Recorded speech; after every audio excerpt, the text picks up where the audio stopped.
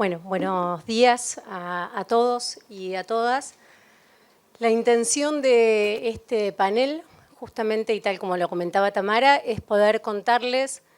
en qué estamos pensando cuando pensamos en políticas educativas inclusivas desde la Secretaría de Educación Nacional, en conjunto con los colegas de las jurisdicciones, con quien venimos trabajando fuertemente, con las 24 provincias, lo comentaba el subsecretario también. Estamos con un nuevo marco normativo, pensándolo hace ya un tiempo, junto con todos los referentes de educación especial de la modalidad, pero no solamente con ellos. Pensamos en un sistema educativo inclusivo en donde la modalidad de educación especial tiene que ser corresponsable con los niveles. Venimos de momentos históricos propios de la educación especial, en donde éramos nosotros los encargados de llevar adelante las políticas de inclusión. Entendemos y creemos que no es este el marco en el que tenemos que pensar y trabajar, es en cada una de las escuelas del sistema educativo, y esto implica a todas las escuelas comunes, porque hay una convención internacional en la que Argentina adhirió junto a su protocolo facultativo y tiene la obligación de poder cumplir y avanzar hacia esas prácticas y políticas y culturas inclusivas en cada una de las escuelas. Y esto se logra con todas las escuelas de los niveles, con las escuelas de otras modalidades, y se logra también con las 1918 escuelas de educación especial que hoy tenemos en el país. Entonces, en este sentido, es que cuando hablamos, yo no sé si tengo acá la posibilidad de pasar, cuando hablamos de, ahí la presbicia no me permite ver tanto, pero de cualquier manera se trata justamente de abordar en todo el territorio nacional la transversalidad de la modalidad. La modalidad tiene niveles de enseñanza, las escuelas de la modalidad y también las escuelas de los niveles educativos obligatorios que cada vez reciben más estudiantes con discapacidad. Se comentaba en el panel anterior, por ejemplo, que Argentina tiene a datos actualizados al hoy, con los datos provisorios de 2024, el 40% de estudiantes con discapacidad en escuelas especiales y un 60% de estudiantes con discapacidad en las escuelas de los niveles educativos. Pasamos en 2020 a invertir la tendencia. Hace 10 años atrás estábamos hablando de 52.000 estudiantes en escuelas de los niveles, hoy estamos hablando de 121.000 estudiantes. Estamos pensando que cada vez más Argentina y cada una de las jurisdicciones que lo conforman entonces están haciendo el esfuerzo de que los estudiantes con discapacidad vayan a escuelas comunes. Pero también estamos hablando de que en los últimos 10 años disminuyó la matrícula de escuelas especiales en un 19%, ¿sí? Entonces, cada vez hay mayor inclusión en los niveles y cada vez hay menor cantidad de estudiantes en las escuelas de educación especial, y creció también concomitante con eso, si bien después va a haber un panel específico de información estadística, creció el servicio de apoyo a la integración en un 10% y también las designaciones docentes en un 10%. Si pensamos que hubo un 131% de aumento de estudiantes con discapacidad en escuelas de los niveles, vemos que el rol de la modalidad de educación especial en corresponsabilidad con los niveles creció exponencialmente, ¿no? Porque estamos hablando de un 10% más de recursos y, sin embargo, de un 131% más de estudiantes con discapacidad en las escuelas. Esto nos exige un marco de corresponsabilidad y pensar además de otra manera la enseñanza, las estrategias de enseñanza y qué es lo que pasa en cada una de las aulas, porque en definitiva también pensamos que cuando conversamos con las jurisdicciones no todas tienen los mismos recorridos. Es cierto que Argentina tiene el 40% de los estudiantes con discapacidad en sede. Es cierto también que en comparación con la región, en Argentina el 64% de las escuelas comunes reciben al menos un estudiante con discapacidad, ¿sí? Y este es el mayor promedio el que tiene nuestro país a nivel regional de escuelas comunes que están recibiendo estudiantes con discapacidad en sus aulas. Entonces, eso también nos pone en el desafío no solamente de pensar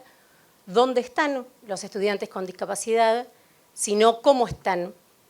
allí donde están, cómo se los acompaña. No se trata simplemente de poder pensar si la matrícula está en la educación de los niveles o si la matrícula está en la educación especial, como si eso fuese un sinónimo de una política educativa inclusiva. Entendemos que lo que tiene que primar son las políticas y las estrategias de enseñanza para que todos se sientan parte de ese grupo. Y digo todos se sientan parte de ese grupo y digo la responsabilidad y la autoridad pedagógica que hay que tener para conducir esas instituciones, porque no es simplemente el número y porque entendemos que para eso las provincias responden con determinados tipos de modelos.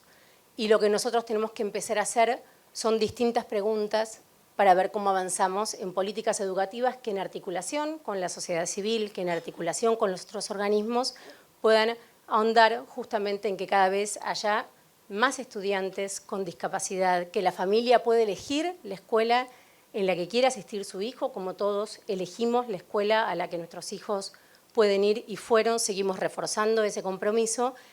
y queremos hacerlo acompañando las jurisdicciones desde los modelos que cada uno tiene, no entendiendo que hay mejores o peores, que hay escalas o que hay niveles evolutivos. Creemos que las escuelas especiales tienen que poder revisarse porque son un espacio válido para que asistan. Hoy en Argentina el 40% de los estudiantes con discapacidad, pero hay que pensar qué es lo que se enseña dentro de esas escuelas, qué implica la transversalidad, cuáles son las articulaciones que se tienen que hacer con el resto del sistema educativo para que esos estudiantes estén, y cuáles son posibilidades reales y concretas de que esos estudiantes puedan tener espacio junto con estudiantes con y sin discapacidad de otras instituciones, pero también de proyección en su vida independientemente de la familia en que les haya tocado nacer y que los haya criado. Creemos que el sistema educativo es un generador fuerte de oportunidades, que es el lugar de la inclusión y que es el lugar de la enseñanza y de los aprendizajes, pero particularmente la escuela es ese lugar de lo público, de la democracia, de la construcción en común, del poder convivir, y no podemos olvidarnos en pos solamente de los aprendizajes que la enseñanza es mucho más que eso. La enseñanza es pensar en aprendizajes colaborativos, la enseñanza es que no haya segregación al interior de prácticas que se entienden como inclusivas en las aulas, es que todos puedan participar, es que todos puedan aprender y que cada uno lo haga con el máximo nivel de apoyo que efectivamente está teniendo. En este sentido, es que hablamos de valorar y reconocer los aprendizajes que hay hoy en las escuelas y que hay hoy en las provincias, y con los colegas de las 24 jurisdicciones, lo cierto es que venimos articulando, venimos conversando y venimos desarrollando, asesorando y acompañando políticas educativas que van en este sentido. Cuando pensamos en distintos recorridos y cuando pensamos en diversos modelos organizacionales, como ahí lo decimos, pensamos en un país que tiene contextos absolutamente disímiles. Pensamos en un país al que lo atraviesan montañas, pensamos en grandes llanuras, pensamos en aglomerados urbanos, pensamos en islas. Estamos pensando en cómo se acompaña la trayectoria de los estudiantes con discapacidad allí donde estén y dando respuestas con los recursos que hoy tiene el sistema educativo y que hoy tiene la educación especial para poder efectivamente acompañar esas trayectorias. Algunas provincias, tenemos la suerte de contar acá con dos de ellas, pero hay estrategias que tienen que ver con las particularidades de los contextos, con los recursos, pero también con la realidad que cada escuela tiene y que cada estudiante pueda requerir para poder transitar, ¿no? Entonces, así como en algunos casos estamos cambiando este modelo, que era el 1 a 1, maestro sombra o bastón, como se lo llama en otros países, en donde cada estudiante tenía que tener un docente que lo acompañe, porque entendemos que eso genera prácticas segregadoras al interior de la escuela. Algunas jurisdicciones han adoptado un modelo que tiene que ver con tener en la POF, en la planta orgánica funcional de cada una de las escuelas, un perfil de educación especial o más para poder acompañar esas trayectorias. Estamos pensando en que hay diversos modelos cuando sabemos que muchas veces hay docentes de la educación especial que acompañan una institución en su conjunto, pero también los hay quienes están en un aula y hay un trabajo coenseñante junto con la docente para que todos los estudiantes efectivamente puedan aprender, porque es la persona, pero estamos hablando de las barreras y estamos hablando del modelo social que establece la Convención. No se trata de poner el foco solamente en la persona, se trata de poner la responsabilidad en la enseñanza, que es lo que nosotros venimos a hacer, y se trata desde allí de poder generar otros ámbitos educativos donde sean distintos los climas escolares y donde efectivamente todos se sientan acompañados. Ahí hubo y ahí sigue habiendo pruebas, ensayos, errores y posibilidades,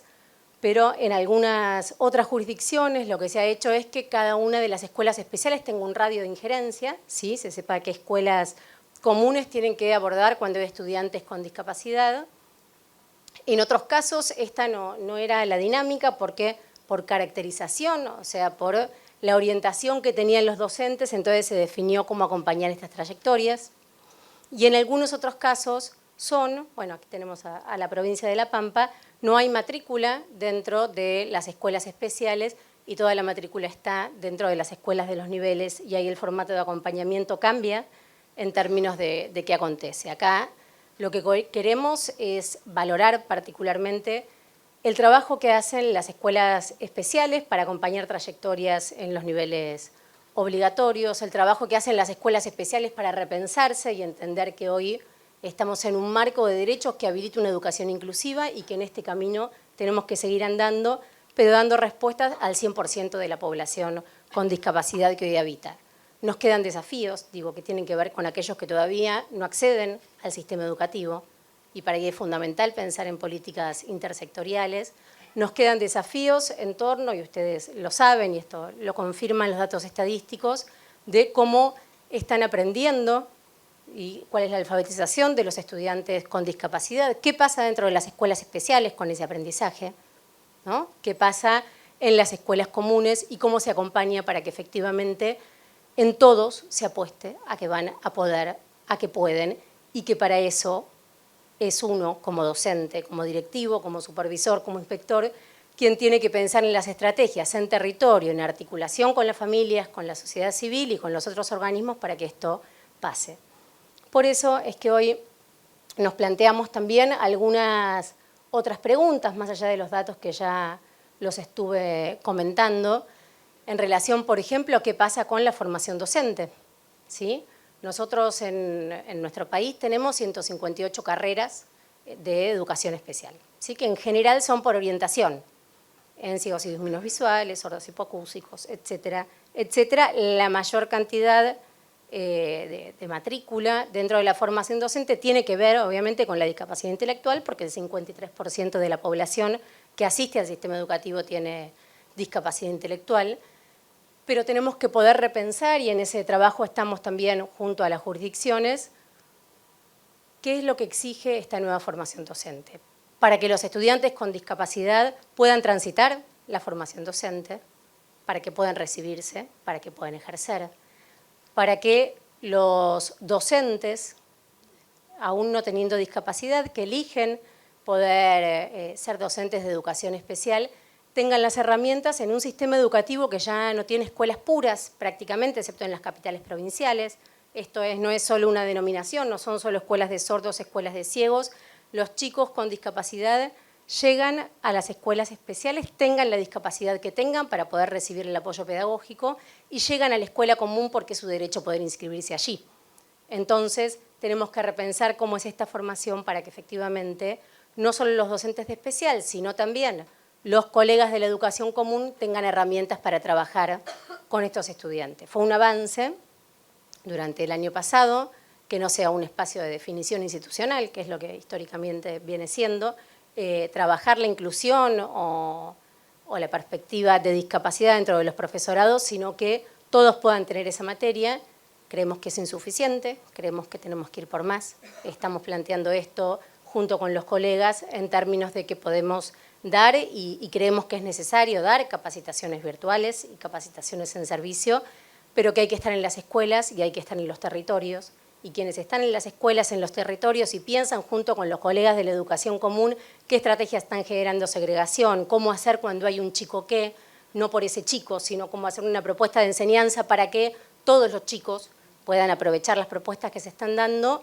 es lo que estamos proyectando cuando hablamos de esta nueva normativa y más allá de ella, de que todos tienen que transitar con calidad en los aprendizajes, garantizando los derechos dentro de la escuela y en donde nadie tendría por qué quedar afuera de el tipo de escuela que elija y en la interrelación con el resto del grupo de pares y con los grupos de pertenencia que efectivamente van a tener. Por eso queríamos acá en dos experiencias distintas, porque tienen dos recorridos distintos y además territorios absolutamente distintos, cantidad de población, etcétera, poder contar tanto como la colega de Córdoba como la compañera de la provincia de La Pampa han podido hacer estos recorridos porque también son experiencias que nosotros miramos, que nosotros evaluamos. De hecho, con La Pampa estuvimos hace unos años ya con Eurosocial, pudiendo evaluar cómo era esta experiencia y queremos seguir haciendo en los distintos modelos organizacionales que tienen las provincias. Así que, bueno, de mi lado es simplemente hacer esta apertura para dejarlas contar ustedes cómo fue y después sí pasarle a la colega de Chile, con quien tenemos un espacio también desde Educación de Nación, Educación Especial, así se llama acá, junto con el resto de los colegas de los otros países en el marco de la red iberoamericana. Con ellos estamos desarrollando sistemas estadísticos que puedan tener comparabilidad internacional y que puedan tener comparabilidad al interior de los estudiantes. Lo verán en el próximo panel, digo, los esfuerzos que estamos haciendo para la normalización de las trayectorias también y para poder tener cada día más información que nos permita planificar y monitorear las políticas, pero particularmente queríamos este panel para ver qué pasa en el corazón de la enseñanza y en cuáles son, bueno, las dificultades y caminos que cada una de las provincias se dio. Así que, su turno.